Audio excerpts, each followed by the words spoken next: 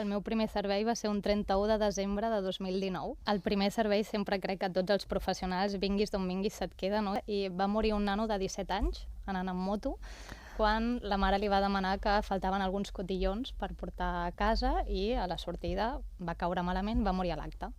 Clar, em truca l'Andrés, no? I escolta, s'ha de fer l'acompanyament a Mossos d'Esquadra per anar a comunicar-li a aquesta mare que el fill és mort. I a més va ser ell qui em va activar, no? Jo estava convençudíssim de que ho faria superbé, però convençudíssim. Ella no, però jo sí. I Gemma és una persona que, bueno, primer, ha tingut una formació molt més potent que la meva. La universitat en psicologia en aquell temps no era el que ella ha fet. Les seves habilitats socials d'empatitzar, de responsabilitat, de compromís, em passa de llarg. Jo crec que aquella activació, un 31 de desembre, era complicat a l'equip trobar algú que agafés i dic, ostres, Gemma, estem en aquesta situació. T'hi veus? I ella va dir sí, endavant. I jo crec que a partir de tornar, aquí li va quedar claríssim que ja no es tiraria enrere. Jo vaig tenir molts dubtes.